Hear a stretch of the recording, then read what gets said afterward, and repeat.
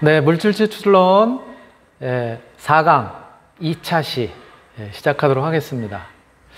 네, 우리가 1차 시, 1교시에 오늘 1교시에 용매 추출의 원리에 대해서 살펴봤고, 용매 추출이라고 하는 것이 결국은 이렇게 A와 B라고 하는 그런 혼합물들, 그 중에서 우리가 목적하는 성분이 A 성분일 때 쟤네들을 C라고 하는 용매를 집어넣어서 요 A를 주로 C의 용매에 포함시켜서 그래서 분리해내고자 할 때 쓰는 그러한 이제 공정을 우리가 추출, 또 특히 용매를 사용한다 해서 용매 추출 이렇게 이야기한다고 말씀을 드렸고요.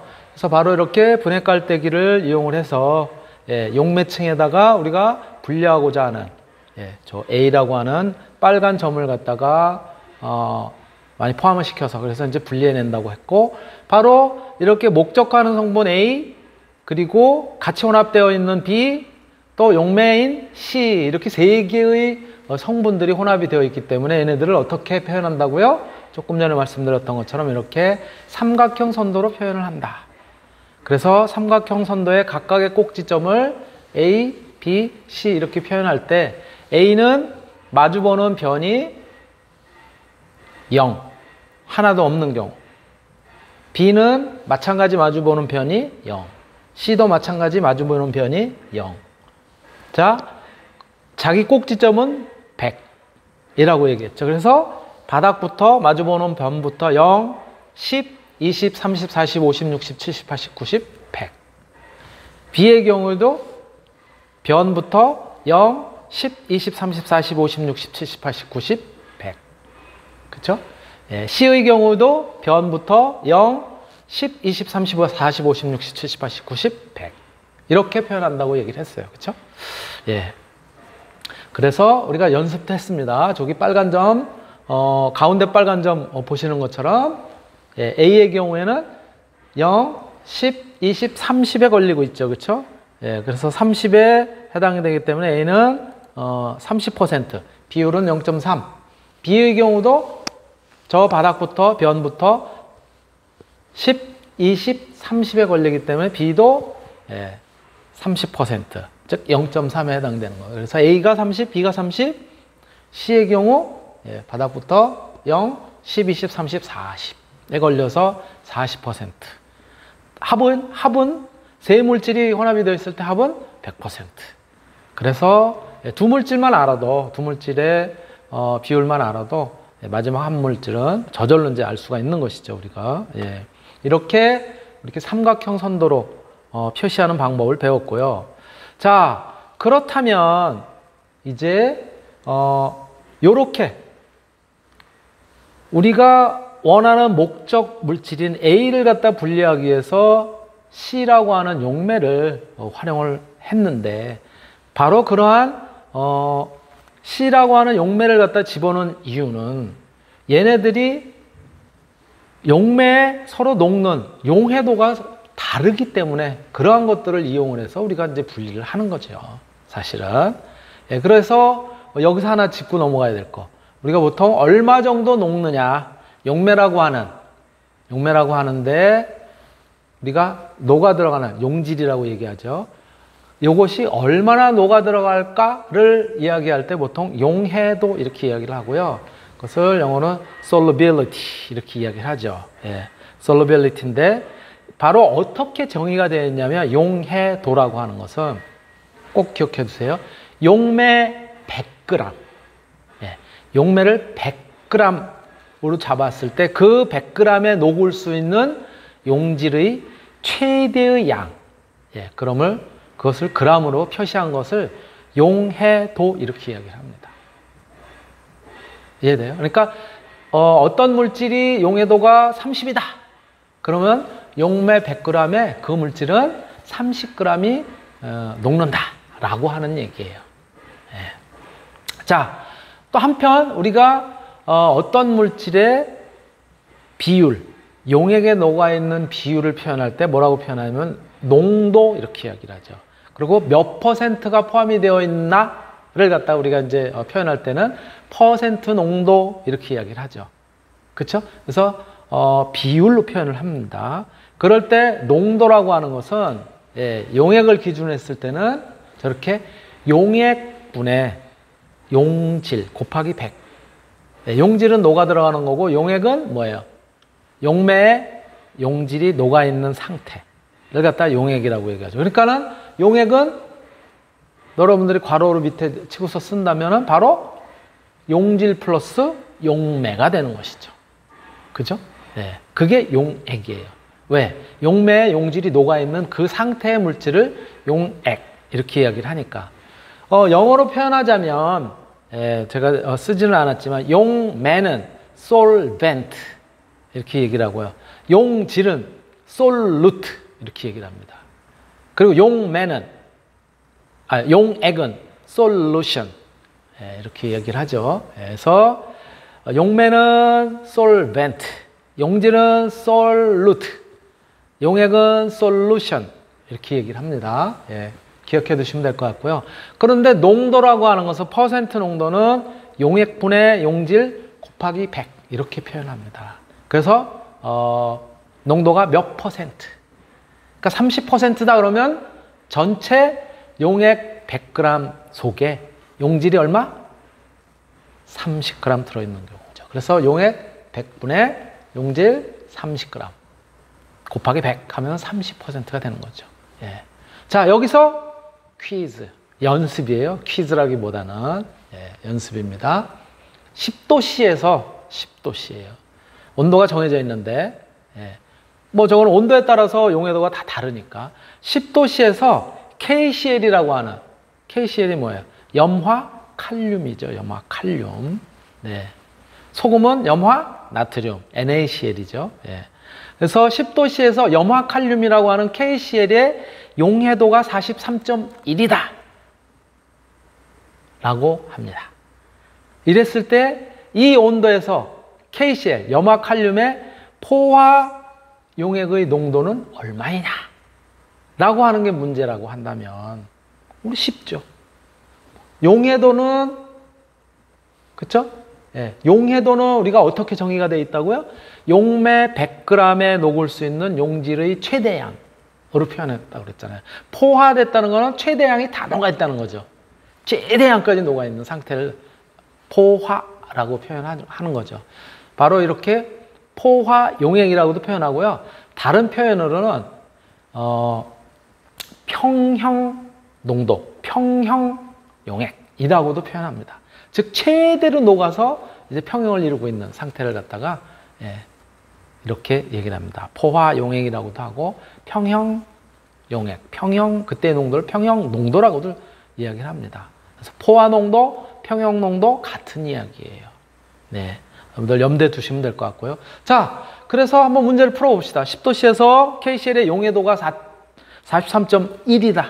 요 의미가 무슨 얘기예요? 정의에 의하면 풀이에요. 그래서 용해도가 43.1이다 라고 하는 얘기는 뭐라고요? 용매 100g에 용질인 염화 칼륨 KCl이 얼마 녹았다? 43.1g이 녹는다 라고 하는 얘기죠. 그래서 용해도가 43.1이라는 것은 용매 100g에 43.1g의 용질이 녹는다를 갖다 의미하니까 여기서 농도를 갖다 구하라고 그랬잖아요. 농도, 즉 퍼센트 농도를 구하라고 했으니까 퍼센트 농도는 정의가 어떻게 되냐면 용액분의 용질이라고요. 그러니까 농도, 퍼센트 농도는 용액이라는 건 뭐라고 했어요? 용매에 용질이 녹아있는 상태. 정의가 100g에 43.1g까지 녹을 수 있는 게 최대 포화라고 그랬으니까 얼마? 용매가 100g 더하기 용질이 얼마? 43.1g까지 녹은 거예요. 그거 합해 놓은 게 뭐라고요? 용액. 그래서 용액은 다 합해서 143.1인 것이에요. 그거 분해 용질은 얼마 녹아있다고요? 43.1g이 녹아있다고요. 그러니까 100 더하기 43.1분의 43.1 곱하기 100 하면 얼마예요? 30.1%가 최대의 농도인 거예요. 녹을 수 있는. 저거를 넘어갈 수가 없어요. 더 이상 녹아있을 수가 없어. 저 온도에서는. 물론 온도가 높아지면 용해도가 증가합니다. 용해도가 높아져요. 여러분들 모든 물질이 반드시 그런 거는 아니지만 상당수의 물질이 대부분 그렇습니다. 예. 그래서 여러분들 아시는 것처럼 설탕, 찬물보다 뜨거운 물에 더 잘 녹는 거예요. 예. 염화칼륨도 마찬가지예요. 그런데 그렇지 않은 녀석들이 있긴 해요. 소금 같은 경우는 온도가 높아도 별로 안 녹아요. 오히려 어떤 온도에서는 온도가 너무 높으면 좀 덜 녹는 경향도 있어요. 좀 그런 물질도 있기는 해요. 그렇지만 보편적으로는 온도가 높아질수록 분자 운동이 활발해지고 그러면서 어떤 용질이라고 하는 녀석이 많이 녹아 들어갈 수가 있어요. 용매. 예. 그런 얘기고요. 그래서 용해도라고 하는 정의도 한번 살펴봤고, 또 농도라고 하는 퍼센트 농도라고 하는 그런 이제 정의도 살펴봤고요. 그래서 바로 이러한 용해도, 농도 이런 것들을 정의로부터 우리가 어떤 물질의 퍼센트 농도, 최대 퍼센트 농도, 포화 농도도 한번 구해봤습니다. 예. 자, 그렇다면 이러한 우리가 뭔가를 갖다가 추출을 통해서 분리하고자 할 때 어떻게 용매를 선택하는 것이 좋겠는가? 예, 용매 선택 시 고려사항이에요. 첫 번째, 목적 물질을 우리가 분리하고자 하는 목적 물질을 잘 녹이고 농축을 갖다가 쉽게 할 수 있는 그러한 용매가 좋겠죠. 그래서 보통은 극성이 높은 물질은 극성이 높은 용매, 극성이 낮은 물질은 극성이 낮은 용매 녹기가 쉽습니다. 특히 당이라든가 배당체, 아미노산 같이 수용성, 이런 것들은 비교적 극성이 높은, 즉 물이 극성이 높습니다. 극성이 높은 그런 이제 물질에 잘 녹고요. 또 관능기가 적은, 기능기가 적은 테르페노이드, 에센셜 오일을 갖다 이루는 기본 그런 이제 성분들이죠. 또는 스테로이드와 같은 지환상의 화합물들, 고리 형태로 되어 있는데 오일 형태의 그런 화합물이나 방향적 화합물들, 이런 것들은 비교적 극성이 낮은 지용성이에요. 그래서 오일상에 잘 녹는 편입니다. 또 동일한 화합물이라도 관능기가 하전한 상태, 어떤 전하를 갖다 띄고 있다면 그렇지 않은 상태에 비교해서 극성이 높아지기 때문에 극성 물질에 잘 녹는다는 거예요. 추출 용매는 보통 이제 많이 쓰이는 것들을 여기다 적었습니다. 여기서 제가 여러분들 드린 자료 중에 제가 아까 보니까는 여기 콤마를 찍어놨더라고요. 여기가 메틸렌 클로라이드인데 메틸렌 콤마 찍고 클로라이드 콤마 찍혀 있어요. 이 콤마를 갖다 지워주세요. 네, 여러분들 혹시 프린트를 한다면 꼭 기억을 해두세요. 그래서 석유 에테르부터 시작해서 헥산, 벤젠, 클로로포름, 메틸렌 클로라이드, 에테르, 에틸아세테이트 쭉 오면서 에탄올, 메탄올, 그리고 맨 끝이 물이에요. 저 맨 처음에 있는 것일수록 극성이 작아요. 아주 작아요. 물 쪽으로 올수록 극성이 높습니다. 그래서 물이 가장 극성이 높은 녀석이에요. 그래서 이러한 형태로 추출 용매의 종류를 갖다가 여러분들한테 보여드릴 수 있고요. 그러니까 뭐예요? 극성이 높은 물질은 물 쪽에 용매를 갖다 쓰는 거고, 극성이 낮은 그런 물질들, 예를 들어 오일이라든가 이런 것들은 저쪽, 극성이 낮은 석유 에테르 또는 헥산 이런 쪽으로 추출하면 잘 된다라고 하는 거예요. 그래서 우리가 이제 실질적으로 어떤 이제 식물이라든가 이런 것들을 활용해서 추출하고 그럴 때는 다양한 그런 이제 용매를 갖다 써서 추출을 해봅니다. 어떤 것이 더 추출이 잘 되는지, 또 우리가 원하는 물질이 어디에 추출이 더 잘 되는지, 사전에 어떤 지식을 가지고 있으면 편하겠죠. 우리가 분리하고자 하는 물질이 극성이 높다 그러면 물로 추출할 때 제일 좋고, 또 원하는 물질이 극성이 별로 없다 그러면 저쪽 석유 에테르나 헥산 쪽이 좋겠죠. 이렇게 선택할 때 고려할 사항이고요. 자, 추출 방법은 적당한 용매를 써서 저온 또는 자비라는 건 뭐냐면 끓는다는 거예요. 끓는 조건에서 추출을 하게 되면 됩니다. 누가 지금 켜져 있네요. 마이크가. 그리고 일반적으로 극성이 높은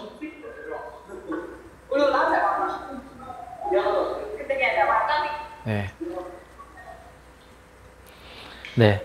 일반적으로는 극성이 높은 용매일수록 여러 가지 화합물을 용해하는 능력을 가지고 있기 때문에 목적 화합물을 지질이라든가 또는 관능기가 적은 테르페노이드, 스테로이드와 같은 이제 극성이 낮은 그런 물질에 한정시키는 경우에는 극성이 낮은 용매로 추출하는 쪽이 고순도로, 즉 더 잘 추출이 된다는 거예요. 그러니까 조금 전에 말씀드렸던 것처럼 극성이 낮은 경우에는 극성이 낮은 용매를 써가지고 추출하는 쪽이 훨씬 유리하다라고 이제 말씀을 드릴 수 있고요.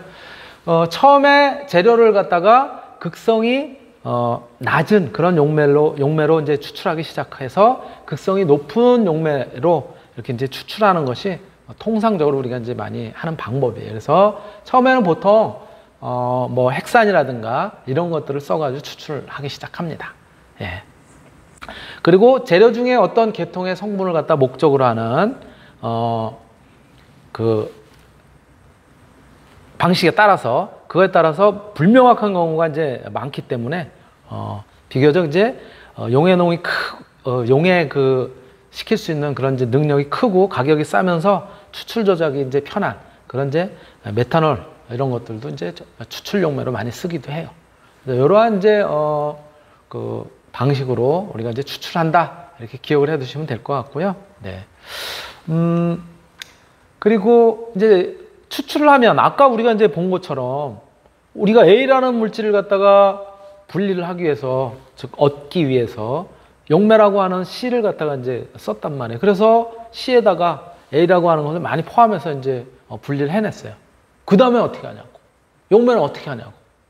예, 용매를 제거하는 방법은 보통은 우리가 이제 이러한 용매들은 바로 감압 농축을 시키거나 아니면 헥산처럼 극성도 낮고 휘발성이 좋은 녀석인 경우에는 그냥 휘발을 시켜요. 온도를 조금만 가열을 시켜도 금방 휘발이 되기 때문에 휘발을 시켜요. 그래서 추출 용매를 제거하는 방법으로는 첫 번째가 감압 농축이에요. 압력을 갖다 낮추게 되면은 저온에서 온도가 낮은 상태에서도 용매를 갖다 제거할 수 있기 때문에 여러분들이 아시는 것처럼 vacuum evaporator라고 하는 감압 농축기를 갖다가 감압 증발기를 써서 그래서 이제 증발시키죠. 그렇게 해가지고 알코올류라든가 물을 하면은 용매, 신선한 씨앗, 또 건조가 불충분한 시료를 이용하는 경우에는 얘네들이 이제 경우에 따라서 이렇게 퍽퍽 하고 이제 튈 수가 있으니까 주의할 필요가 있고요. 예를 들어서 모노테르펜이라든가 이런 것처럼 끓는 점이 낮은 저비점 물질 같은 경우에는 이제 수증기 증류를 할 때 이렇게 같이 수증기하고 날아가 버리는 이제 그런 경우도 있기도 해서 감압하거나 이렇게 해가지고 이제 분리를 하는 그런 이제 경우가 있는데 어쨌든 압력을 갖다 낮추고 이럴 경우에는 좀 주의해서 그래서 이제 다룰 필요가 있다라고 하는 얘기고요. 용매 휘발법은 말씀드렸던 것처럼 건조기라든가 이런 것들을 이용해서 건조를 시킴으로써 휘발성이 높은 용매만 빨리 날려보내서 그래서 제거를 할 수가 있고 휘발성이 높은 녀석들, 빨리 휘발해서 날아가는 녀석들은 걔네들만 모아가지고 다시 회수를 할 수도 있어요. 그렇게 이제 활용을 하고 있다. 예, 그런 내용이고요. 자, 아까 제가 이제 2차 시에는 조금 좀 복잡하다라고 이제 말씀을 드렸고 조금 주의를 갖다 기울여 달라라고 이제 말씀을 드렸단 말이에요. 예, 이해를 하는데 자, 이러한 이제 용매 추출에 있어서 보통 유형은 두 가지가 있어요. 첫 번째 유형이 뭐냐면 가장 많은 유형 중에 하나예요. 1형계 이렇게 이야기합니다. 여기 밑에 표현했잖아요. 두 번째 줄에 1형계, I형계가 아니라 1형이라고 하는 건데 이건 뭐냐면 one pair partially soluble이에요. one pair, 그러니까 한 쌍이에요. 하나의 쌍이에요. 우리가 보통 A, B, C 이렇게 세 물질이 있다고 했을 때 하나의 쌍, A와 B가 되든 A와 C가 되든 또는 B와 C가 되든 한 쌍, 그 중에 한 쌍은 partially soluble이에요. 부분적으로 용해를 할 수가 있는 거예요. 완전 용해는 안 됩니다. 부분적으로만 녹는 거예요. 한 쌍, 그 중에 어떤 한 쌍은. 예를 들면 이 경우에는 용매 MIK라고 하는 용액이에요. MIK는 메틸 아이소부틸 케톤인데요. MIK. 그 다음에 물이죠. H2O. 용매하고 물은 부분적으로, 요 한 쌍은 부분적으로만 혼합해요. 완전 혼합이 안 돼. 그런데 반해서 용매와 용질. 용매가 MIK인데요. 용질, 우리가 분리하고자 하는 아세톤. 얘네 둘은 무조건 혼합돼. 잘 혼합이 돼요. 아주 잘 혼합이 돼요. 또 마찬가지로 용질이라고 하는 놈하고 원래 섞여 있던 이 녀석 아세톤하고 물도 잘 혼합이 됩니다. 그런데 용매하고 요 물, 요 두 녀석만 부분적으로 혼합이 되는 거예요. 이러한 경우입니다. 그래서 이렇게 삼각형 선도로 그렸을 때, 우리가 목적하는 물질이 아세톤이에요. 그 다음에 용매는 MIK를 씁니다. 아세톤이 물에 잘 혼합이 되어 있는 경우예요. 그랬을 때 MIK를 집어넣어가지고 분리를 하려고 하는 거예요. 자, 그랬을 때 여기 보시면 가운데 E 하고서 빨간 점이 있죠. 이 빨간 점을 중심으로 해서 빨간 점에서 이렇게 반달처럼 되어 있는 요거의 왼쪽을 타고 가는 여기를 뭐라고 얘기를 하냐면요. 요거를 ECA 선을 갖다 타고 간다. 요 선은 우리가 저기에 화살표로 해가지고 까맣게 표시되어 있죠. 위에 extract phase 이렇게 표현되어 있죠. extract phase라는 것이 뭐냐면 extract라고 하는 것이 추출을 한 거예요. 이미 추출을 한 상태를 갖다가 저쪽에다 이렇게 저 선을 반달 따라서 갑니다. 그 다음에 저 E라고 하는 점을 기준으로 해서 오른쪽에 반달, 이 곡선을 갖다가 여기는 뭐라고 표현되어 있어요? 화살표로 되어 있고 raffinate phase 이렇게 되어 있죠. raffinate라고 하는 것은 뭐냐면 추출하고서 남은 찌꺼기, 추출 잔류물이라는 거예요. 그래서 추출 잔류상, 그래서 raffinate phase는 저기 제가 표현한 것처럼 E, D, B를 쫓아서 갑니다. 여기 요 선만이에요. 그래서 점을 E를 갖다 기준해서 조선을 갖다 쫓아가는 경우를 추출상, 추출물의 조성을 나타내게 되고요. 주로 이제 MIK라고 하는 용매층을 갖다가 이야기합니다. 자, 우리가 A와 B, C를 갖다가 이제 막 흔들어서 그 다음에 같이 분리를 하려고 하면 가만히 놔둔다 그랬잖아요. 놔두면 용매는 보통 밀도가 낮으니까 뜬단 말이에요. 그쵸? 그리고 요 원래 있었던 요 물질은, 물은, 층이 밀도가 높으니까 가라앉아요. 그래서 위에 뜨는 요것은 용매를 포함하고 있는 층이라서 바로 그것을 extract phase 이렇게 얘기를 하고 저쪽 곡선을 따라가고요. 그 다음에 물을 포함하는 층은 찌꺼기가 이제 남아있는 층이라는 거예요. 그래서 잔류층 해가지고 raffinate phase 이렇게 쫓아갑니다. 그래서 저 위에 제가 써놨죠. 왼쪽 상단에 파란색으로 ECA, MIK 층을, 즉 용매를 갖다가 주로 포함하고 있는 추출물의 조성이다. 이렇게 얘기를 했습니다. 그리고 E, D, B를 따라가는 요 선의 경우에는 물이 주로 이제 어떤 상을 갖다 이루고 있는 추출을 하고서 MIK로 추출을 하고서 남은 찌꺼기들, 즉 추출 잔류물이 남아있는 그러한 조성이다. 그래서 물층의 조성, 추출 잔류물의 조성이다 라고 기억을 해두세요. 일단은.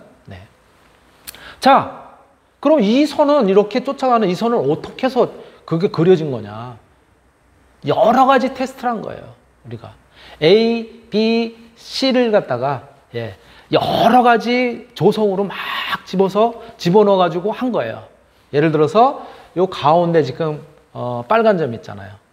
그쪽에서 막 해가지고 그 조성, 아까 우리 표를 읽어봤잖아요. 그쵸? A가 몇 퍼센트, B가 몇 퍼센트, C가 몇 퍼센트 라고 하는 저 점의 조성을 가지고 했더니 그때는 뭐냐면 저 반달로 되어 있는 쪽에 안쪽에 갇혀 있잖아요. 그때는 층이 분리가 되는구나 를 나타낸 거예요. 이것이. 그리고 그때 층은 어떻게 된다고요? 분리가 된다 그랬잖아요. 분리가 되는데 위가 뭐라고요? 추출된 거라고 그랬잖아요. 아까 막 흔들어서 놨을 때 추출된 거는 뭐라고요? 용매가 많이 포함되어 있는. 그래서 그쪽에 어딘가의 점에 조성을 갖다 가지는 거예요. 그래서 그래프로 일단 나타내고 그 다음에 밑에 물층에 있는 조성 어딘가에 그래프로 나타내고 요 두 개는 뭐예요? 하나는 용매 체계가 있는 거고 하나는 물층에가 있는 거잖아요. 얘네 둘의 관계는 막 섞어가지고 용에 대해서 평형을 이루고 있는 상태. 그래서 걔네 둘의 선을 갖다 이어놓은 거. 요 노란 선이 바로 그거예요. 막 흔들어가지고 놨더니 저 끝에 있는 점과 요 끝에 있는 점, 평형 상태에 있는 점을 갖다 이렇게 이어놓은 거예요. 요거를 뭐라고 얘기하냐면 대응선 이렇게 이야기를 합니다. 그래서 그 위에 써놨죠. 추출물과 막 흔들었을 때 흔들어서 이제 가만히 정치해 놓으니까 추출물과 추출 잔류물의 평형 관계를 나타내는 그러한 이제 선을 갖다 이어놓은 거다. 그래서 대응선 묶어놓은 거다 이거죠. 서로 평형으로 나타내는 그런 관계를 묶어놓은 것이다. 그래서 대응선이라고 우리말로는 얘기하고요. 예, 추출물과 추출 잔류물에 서로 대응되는 선이다 라고 얘기를 하고 영어로는 tie line 이렇게 이야기를 합니다. 즉 그 두 개의 평형 관계를 서로 묶어놓은 그런 선이다. 그래서 tie line 이렇게 표현하는 거예요. 이해됐나요? 예, 그리고 혼합물 중에서 아세톤의 함량 그렇게 되어 있어요. 어느 점? M이라고 하는 점이에요. 네?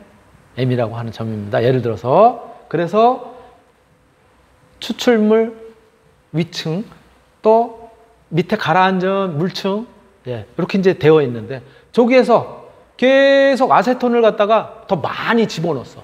양을 더 많이 집어넣었어요. 아세톤을 굉장히 많이 집어넣었어. 그럼 어떻게 될까? 이게 아세톤은 바닥일 때가 0%고 10%, 20% 전체 중에서 올라갈 거 아니에요. 그렇죠? 아세톤을 굉장히 많이 집어넣었어요. 그럼 어떻게 될까요? 쭉 올라올 거 아니에요. 이렇게. 그렇죠? 위치가 올라오면 어떻게 돼요? 저 동그란 데를 벗어나게 되겠죠. 즉 완전히 혼합이 되어 있는 A, B, C가 완전히 혼합이 되어 있는 단일상인 상태를 만들게 되는 거예요. 단일상으로 막 들락말락하는 점이 있을 거 아니에요. 그렇죠? 지금 상이 분리가 됐다가 거기서부터 아세톤을 조금만 더 넣으니까 단일상이 됐고 아세톤을 안 넣었더니 그대로 이렇게 층이 분리가 되는 그 상이 바로 뭐냐면 저 E라고 하는 점이에요. 그래서 아까 뭐라 그랬냐면 추출상 여기가 추출 잔류상이라고 얘기를 했어요. 그것이 뭐예요? 아세톤의 함량이 높아질수록 어떻게 되는 거예요? 화살표가 거꾸로 가겠죠. 그렇죠? 그래서 추출상하고 추출 잔류상이 결국은 서로 만나가지고는 어떻게 되겠어요? 아세톤이 더 많아지면 이제는 완전히 혼합이 되는 그런 상이 되는 거죠. 단일상이 되는 거예요. 그래서 바로 그 이 점을 뭐냐면 거기서 벗어나는 상을 두 개의 상을 만드느냐, 즉 분리가 되는 형태로 나타나느냐 아니면 완전히 혼합이 되는 형태로 나타나느냐를 갖다가 경계 짓는다 해서 상의 접점이다 이렇게 표현하는 거예요. 그래서 아세톤 함량이 증가하면 추출물과 추출 잔류의 조성이 서로 점점 올라와서 겹친 다음에 어떻게 된다? 상이 분리가 된 상태에 있다가 상이 하나의 상으로 저렇게 갈 수가 있다라는 얘기입니다. 그래서 그것을 상접점이라고 얘기를 하고 이때는 추출물하고 추출상하고 추출 잔류상하고 구분이 없어요. 상이 구분이 안 됩니다. 완전히 혼합이 되어 있는 그런 형태. 그래서 이러한 반달로 둘러싸여 있는 요 가운데는 뭐다? 상이 분리가 되어 있는 그러한 상이다 라고 이야기를 할 수가 있습니다. 바로 그러한 내용을 갖다가 요 그래프로부터 우리가 이해를 할 수가 있어요. 자, 그렇다면 이러한 유형을 갖다 1형계라고 얘기를 했는데 추출에는 1형계만 있느냐? 그렇지 않아요. 이러한 유형도 있습니다. 2형계라고 얘기를 해요. 그래서 2형계, two pair partially soluble이에요. 3개가 있는데 2개 이상, 요렇게 아니면 요렇게 아니면 이렇게가 2개의 쌍이 부분적으로 혼합되는 거예요. 어떤 경우? 저기 보시면 아닐린하고 헵탄이라고 하는 녀석 요 가운데 층이 뭐냐면요. 요 혼합되지 않는 거예요. 서로 분리가 되는 상이에요. 그리고 아닐린하고 MCH라고 하는, 예, 요 경우가 부분적으로, 예, 혼합되지 않는 거예요. 요 연두색으로 표현한 데는 완전히 혼합이 되는 상이고요. 요 가운데 붉은색으로, 분홍색으로 표현한 데는 여기는 상이 서로 분리가 되는 거예요. 추출상하고 그 다음에 추출 잔류상하고. 요렇게 요거는 두 개의 쌍이 그렇다. 그래서 두 개의 쌍이 이렇게 부분적으로 혼합되는 이런 경우를 갖다가 우리가 이형계 이렇게 이야기를 하고요. 이런 유형은 아닐린, 노말헥탄, 그리고 메틸 사이클로헥산이 같이 섞여 있는 경우가 이런 상태고, 조금 아까 얘기했었던 한 쌍이 그런 유형이 아세톤, 물, MIK 같은 경우는 이렇게 한 쌍. 어떤 한 쌍이 서로 잘 안 섞인다? MIK하고 물의 경우가 그렇다. MIK하고 물은 그러면 전혀 안 섞이냐? 그렇지는 않아요. 저 끝에 보시면 요 반달을 벗어난 저 영역이 있죠. 조기는 서로 섞일 수 있어요. 무슨 얘기냐? MIK가 굉장히 많고 거의 뭐 100% 가깝고 그 다음에 물이 조금만 있을 때. 그 반대로 또 물이 굉장히 많고 MIK가 조금만 있을 때. 이런 경우는 완전히 섞여요. 그러니까 물하고 기름은 영원히 분리가 된다? 그렇지는 않다는 거예요. 물이 굉장히 많은데 기름 한 방울만 살짝 떨어뜨리면 그 기름도 싹 물에는 녹는다니까요. 기름이 굉장히 많은데 물이 조금만 떡 떨어졌을 때는 그것도 녹는다고. 그런 것들을 의미하는 거예요. 예, 그래프들이 이형계. 자, 그렇다면 보통 이 일형계를 갖다 활용을 해서 추출을 갖다 많이 설명을 하고 있습니다. 예, 일형계를 갖다 이용해서 추출을 이제 많이 우리가 설명을 하고 많이 응용이 되고 있어요. 자, 한번 볼까요? 일형계 추출의 경우 그리면서 이 타이라인이 이렇게 기울어져 있잖아요. 오른쪽으로. 저거는 뭐냐면 아세톤이라고 하는 용질, 이것이 이쪽 선이 뭐라 그랬어요? 추출상이라고 그랬잖아요. 이쪽 선이 뭐라 그랬어요? 추출 잔류상이라고 그랬단 말이에요. 추출상이 높이가 아세톤이 뭐예요? 더 높죠. 그렇죠? 저렇게 선으로 이어졌을 때 서로 마주보는 이것이 뭐냐? 한쪽은 추출, 한쪽은 추출 잔류라 그랬잖아요. 추출상에 더 아세톤이 더 많이 포함되어 있다는 것을 의미하는 거예요. 바로 그러한 얘기를 갖다 이제 썼고요. 이게 거꾸로 이렇게 돼 있다 그러면 추출상보다는 추출 잔류상에 더 많이 이제 포함이 됐다라고 하는 이야기인 거고요. 자, 그렇다면 MIK 용매라고 그랬죠. MIK에 대한 용해도 제가 조금 전에 설명을 잠깐은 드렸는데요. 용해도는 어떻게 되느냐? 이 그림 한번 볼까요? MIK가 거의 100%고 그 다음에 물이 2%. 물이 2%는 뭐예요? 0, 그쵸? 물의 경우는 0, 그 다음에 거기서부터 조금만 올라야 되겠지. 0.02 수준까지는 어떻게 돼요? 저기 보시면 요 연두색 쪽에 들어가잖아요. 그쵸? 그러니까 섞이는 거 완전히. 그런데 거기부터 물이 조금 더 올라왔어. 더 많아지면 저기 두 번째 0.9 정도로 0.9라고 쓴 저 숫자 위로 딱 올라오면 어떻게 될까요? 물의 농도가 지금 한 10% 정도 된 거잖아요. 그쵸? 그렇게 되면 어디에 들어가요? 반달 안에 들어가는 거예요. 그래서 MIK하고 물만 있어도 층이 딱 분리가 된다는 거예요. 마찬가지로 이 끝에 한번 볼까요? 요 끝에. 여기서 벗어난. 그럼 뭐예요? 물은 굉장히 농도가 높은 쪽이잖아요. 요 끝이라면. MIK를 보면 바닥에서 살짝 떨어진 경우니까 MIK가 조금 있고 물이 굉장히 많은 그러한 상태는 마찬가지로 요 연두색 범위에 들어가서 단일상이에요. 완전히 녹는 상. 그리고 요 가운데 이렇게 반달처럼 생긴 요 분홍색 안쪽은 전부 뭐다? 층이 분리가 된다. 두 개의 층으로 분리가 된다. 그래서 두 개의 층으로 분리가 됐을 때 위쪽은 추출층. 추출층은 어디를 쫓아간다? 저렇게. 저 2라고 하는 점을 갖다가 기준으로 해서 조선을 쫓아가고 그 다음에 추출 잔류를 갖다가 잔류의 농도는 어떻다? 저 2라고 하는 점을 기준으로 해서 요 반달의 요 끝을 갖다 쫓아간다. 그게 조성이에요, 그게. 그래서 추출물의 조성, 추출 잔류물의 조성 이렇게 표현을 할 수가 있습니다. 그래서 조금 전에 제가 말씀드린 것처럼 MiKH2O에서 최대 2%까지는 단일상의 연두를 이루지만 10%만 정도만 MiK하고 경우만 둘이 있다고 하더라도 이렇게 분리가 되는, 예. 그래서 층이 분리가 되는 상이에요. 요 가운데가 바로 그런 것들을 의미하는 거고요. 예. 네. 그래서 이제 우리가 연습 문제를 한번 이제 풀어야 되는데, 예. 그래도 연습 문제 다음 시간에 제가 앞에서 설명을 또 한번 복습을 하고 넘어가더라도 오늘은 여기까지는 해야 될 것 같아요. 좀 시간이 지금 이제 지체가 되고 있긴 하지만 그래도 여기까지는 해야 될 것 같아서 제가 이제 잠깐 설명을 또 할게요. 연습 문제예요. 자, 어떤 경우가 있을까? 우리가 아세톤하고 물은 잘 섞인다고 그랬잖아요. 이렇게 혼합물이에요. 그래서 아세톤 40%, 물이 60%가 같이 섞여 있는 두 개가. 용매는 없어요. 두 개가 막 섞여 있어요. 그런 혼합 용액이 있어요. 근데 나는 뭐를 분리하고 싶은 거야? 아세톤을 분리하고 싶은 거 아니에요. 그렇죠? 그래서 우리가 요 도표를 이용한다면 뭐를 집어넣으면 돼요? MiK라고 하는 놈을 집어넣으면, 예, 아세톤은 MiK에 잘 놓으니까 분리를 해낼 수가 있다고. 그래서 MiK를 갖다가 얼마 정도 넣냐면요, 요 두 개, 아세톤하고 물하고 합한 거만큼 MiK를 갖다가 확 집어넣었어요. 그렇게 해서 이제 분리를 하고 싶은 거예요. 뭐를? 아세톤을. 그랬을 때 추출을 이제 막 흔든 다음에 놔두면 어떻게 되겠어요?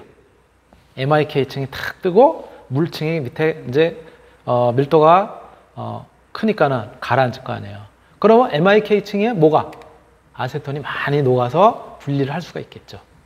예? 그랬을 때 막 흔들어서 딱 했을 때 요 위에 MiK층이 주로 있는 추출상에는 아세톤이 얼마나 포함되어 있고 요 밑에 아직 물에 미처 빠져나오지 못한 추출 잔류상에는 얼마만큼 있느냐라고 하는 것이 여기서 문제예요.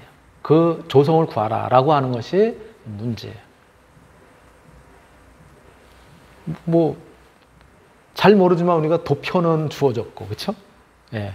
그리고 저런 조건이 주어졌는데 이럴 때 우리가 제일 처음 해야 될 일이 뭐냐면 기준을 잡는 거예요. 자, 기준을 그럼 어떻게 할까? 뭐라고 얘기했냐면 문제를 잘 읽어보라고 그랬잖아요. 자, 아세톤과 물이 혼합이 되어 있는데 40대 60으로 혼합이 되어 있대. 40%대 60%. 그리고 이들과 동량의 요 혼합물하고 같은 양의 용매인 MiK를 갖다 집어넣대요. 그 기준을 잡아보자고 우리가. 그래서 기준을 한번 잡는 거예요. 그냥 쉽게 아세톤하고 물하고 섞여 있다니까 얘네들이 그냥 40% 60%라고 했을까? 그래, 다 합해서 100% 100g이라고 잡아보자. 그래서 100g이라고 아세톤과 물이 섞여 있는 이거를 잡아본 거예요. 쉽죠? 그건. 네, 기준을 그렇게 세웠어요. 그러면 A가 몇 g인 거예요? A가 얼마라냐면 처음에 40%라고 했을까? 40g. B는 전체가 100이니까 100 곱하기 0.6. 60g이에요. A가 40g, B가 60g이 섞여 있는 거예요. 양을 그렇게 설정을 했어요. 근데 문제에서 뭐라 그랬어요?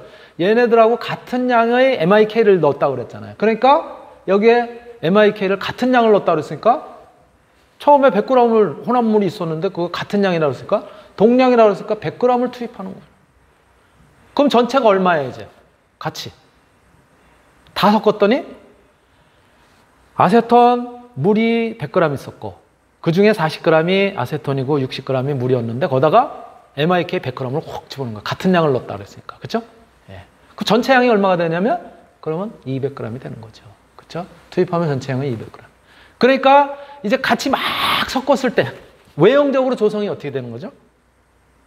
전체 양은 200이 된 거잖아요. 그렇죠? 전체 양은 200이고 A는 원래 있었던 40 그대로지 뭐. 그래서 200분의 40. 0.2가 되는 거고. B는 200분의 처음에 60이었으니까요. 예, 60. 200분의 60. 0.3이에요. C는, 예, S는, 솔벤트는. 왜? 전체가 200인데 그 중에 반이 100이 자기니까는 0.5예요. 그쵸? 전체 비율이 저렇게 되는 거예요. 저게 뭐예요? 우리가 외형적으로 나타난 혼합물의 비율이에요. 외형적으로 나타나는 혼합물 비율 저거를 이 표에다가 찍어보자고. 여러분들 아까 어떤 점을 찍었을 때 그걸 읽는 방법 배웠잖아요. 이번엔 거꾸로. 예. 저렇게 조성이 되어 있을 때 거꾸로 점을 찍을 수 있어요? 당연히 있지. A가 얼마? 20%. 즉 0.2라고 그랬으니까 0, 10, 20 선상이에요. 그쵸? 예, A는. 아세톤은. B가 얼마나 했어요? B가. 외형적인 비율이. 0.3이라며요.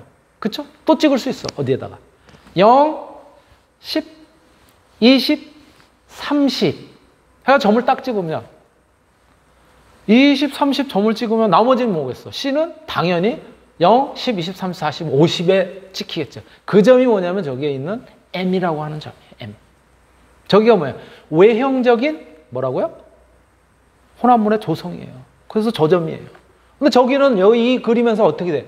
아까 제가 설명한 것처럼 반달에 바깥쪽에 있어요? 안쪽에 있어요? 안쪽이라고 했죠. 안쪽은 어떻게 된다?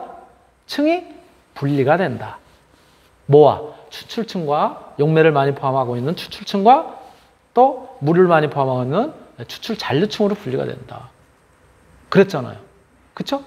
그러면 걔를 기준으로 해서 그렇게 추출층과 추출 잔류층을 갖다가 서로 평형을 이룰 때 그때 나타낸 점이 뭐라 그랬어요? 그걸 이어놓은 점이. 대응하고 평형 관계를 갖다가 서로 이루고 있는 그런 대응하는 선이다라고 그랬잖아요. 그걸 이어놓는다 그랬잖아요. 그러니까 우리가 찍혀있는 저 M점을 기준으로 해서 그 주변을 지나는 선이 평형을 갖다 이루는 선이 있는지 없는지 찾아보면 되는 거예요. 없으면 위아래 중간쯤 그리면 되는 거고 있으면 지금 저거 같은 경우는 뭐예요? 없잖아요. 지금 까만 점이 없단 말이야. 그래서 제가 노란 선으로 그은 거예요. 저기가. 어디를? 위에 있는 선과 밑에 있는 선에 가장 그래도 비슷하게 비율로 봤을 때 비슷한 비율로 그린 거예요. 그러면 아까 저 이 점으로부터 이렇게 타고 간 거는 뭐라고? 추출상. 용매가 많이 포함되어 있는 그런 상태고 그 다음에 이쪽으로 타고 가면 추출 잔류상. 그러니까 추출이 되어 있는 용매 쪽에 포함되어 있는 농도는 저 끝에 나타나는 거고 그리고 물층에 포함되어 있는 것들의 농도는 요 끝에 나타나는 거예요. 요 반달의 끝에. 선만 보라 그랬지 아까? 아니라. 그게 나타나는 거예요. 그래서 저기 점인 저 C점 있죠. 저 C점이 표현한 것처럼 추출상의 조성인 거예요. 저 C점을 여러분들이 잘 읽으시면 되는 거예요. 이제. 잘 읽었더니 A, 아세톤에 해당되는 거는 0.231. B, 물에 해당되는 거는 0.043. C, MIK는 굉장히 양이 많았었잖아요. 0.726이 되는 거예요. 그리고 추출상, 위층이요.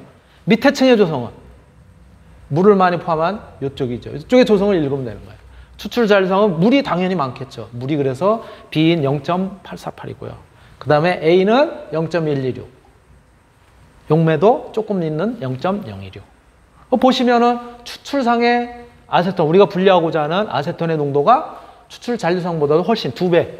그쵸? 많지요. 그렇게 해서 분리를 한다는 거예요. 요게 바로 우리가 용매 추출할 때 하는 방법이에요. 시간이 꽤 지났습니다. 이걸로 마치도록 하겠습니다.